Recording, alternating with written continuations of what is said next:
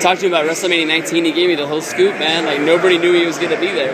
Really? Yeah. He told me, man, new low point in my life, walking my box down the street. That was meeting the first block of guys. From there, we went over and got in Roddy Piper's line, whose line was freaking huge. I know a ton of people who just went. There was some people that we met that just went to this thing just to go to Rob Van Dam. They didn't give a shit about the super ticket people.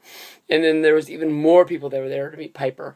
Like, Piper's line was so long that I swear to you, people must have met this guy twice just to say they met him again, because everybody met Piper. He was so popular.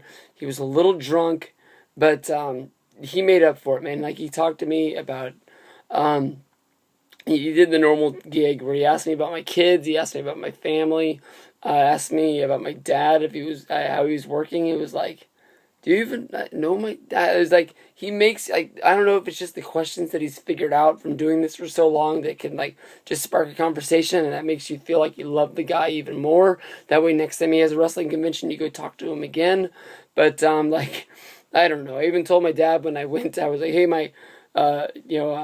Roddy Piper is glad that you're working. But, like, after that whole thing over, I was like, in my head, I was like, I'm not going to fall for this again. Like, I'm not going to waste my time with you.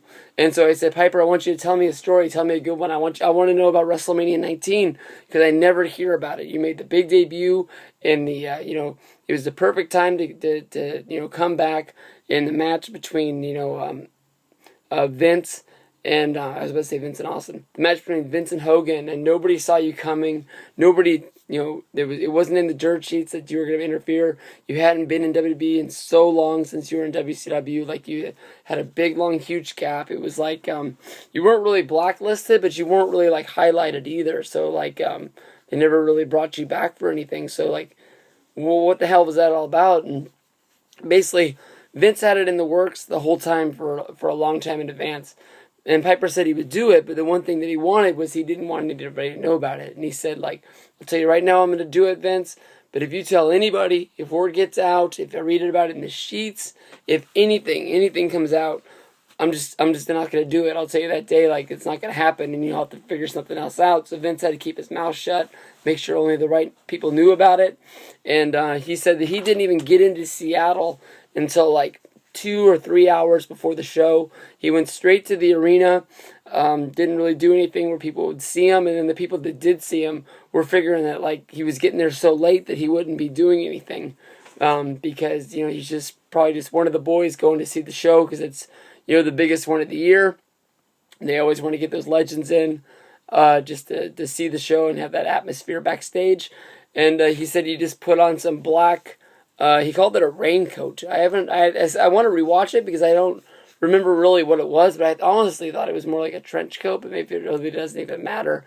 And said, that nobody really paid attention to him at all, because, like, most of the time when you're watching to see if anybody's coming down the ramp, like, a guy just takes off in a full-on sprint down the ramp, and you can tell that a run-in is coming, so, like, you can hear the crowd react before it. He said he just sort of, like, I forget the way he said he just crept down, and I said, did you just, like, sort of walk slow like a druid?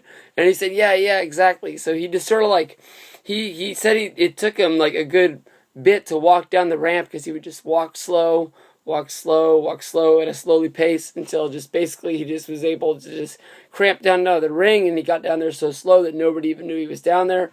He was covered up, so nobody even really thought anything, and then bam, he hit the ring, and that was it. I mean, that's one of the coolest moments in wrestling for me. I still react to that when I see it. Anybody who's seen WrestleMania 19 knows what I'm talking about.